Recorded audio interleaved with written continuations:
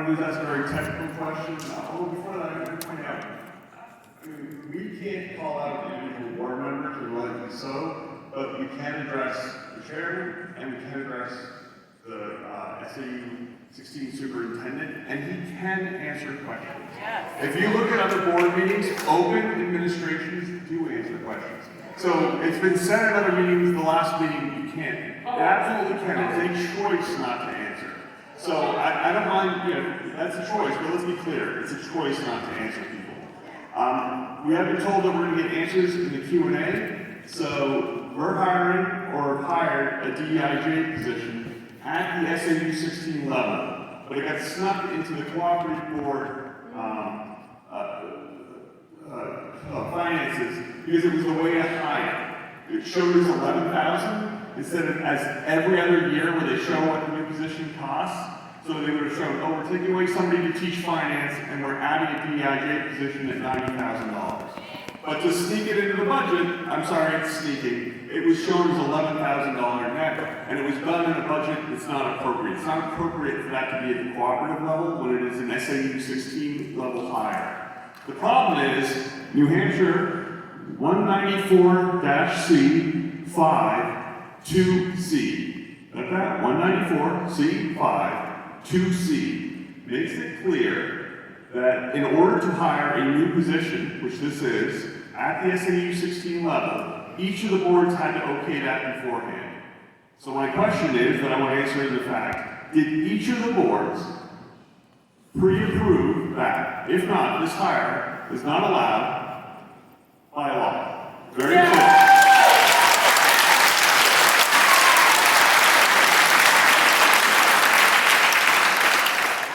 So what somebody said before about the lower group session, we have to be there in February because we can remove money. Everybody thinks warrants can only go up. We can take the warrant, we can modify any warrant, we can vote on it, and we can remove money because we are removing every single dime that teaches racism. Every single dime.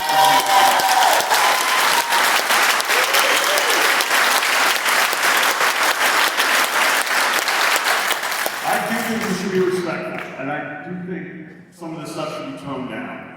But the idea that it is kindness to teach children that race is the most important thing about them, that it is the most important thing about others, and that they can judge what another person is based on their race is not kindness. That is not.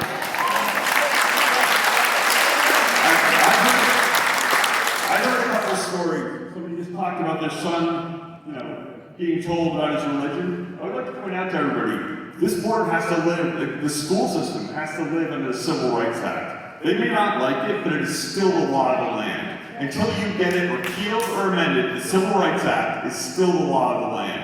That means that if you're discriminated, your child is discriminated against because of religion, if they are told that their skin color makes a difference, if that happens, you have 180 days. All you have to do, make a phone call to the school, tell them you want to open a civil rights complaint, be specific. So I suggest that anybody, there are a couple of stories I've heard, those are violations of law. And I think, Mr. Lysak, I'm so sorry to interrupt you. If you could finish up, we have room for one more speaker, and I'd like to give him an opportunity. Agreed, absolutely. So, Thank you, sir. yeah, so be there in February.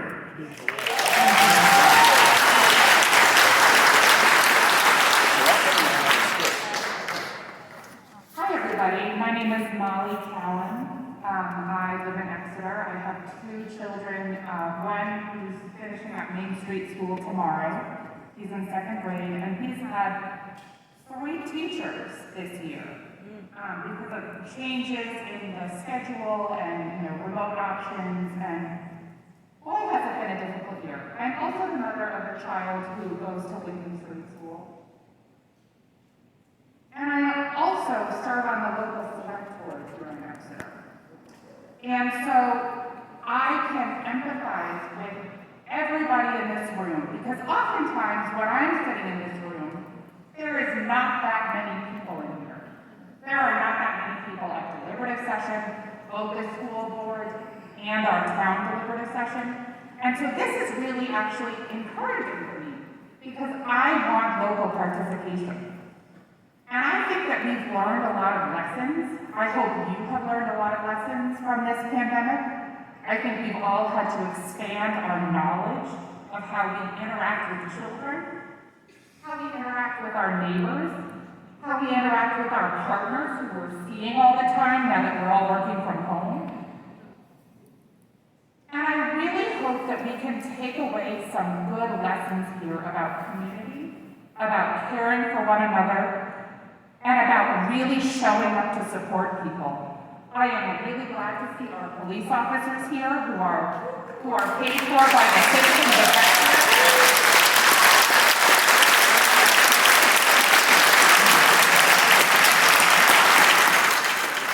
Thank you for being here. Thank you for the duty that you provide. Thank you for your service.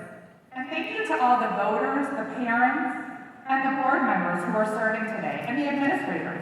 You know, this is a tough role. This is something that none of us ever expected to be in.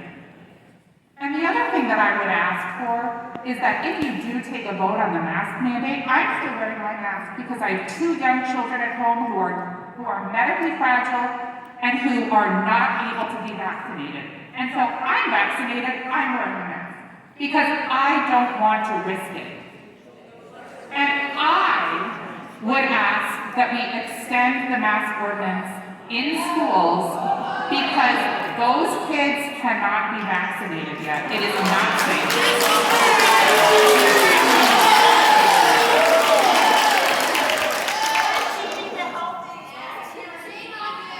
Well, and that's, you know, this is my opinion, and I'm here speaking as myself, as a mother, and as a community member. That is my ask for you. And,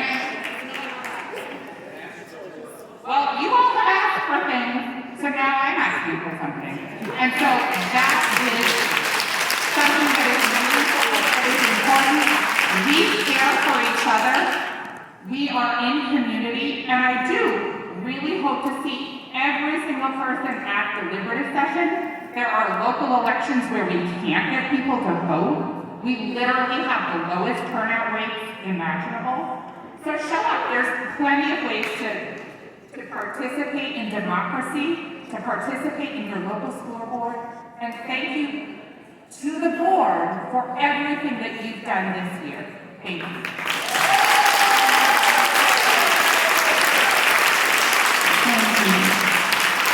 Unfortunately, because you have to move to excuse me. Thank you.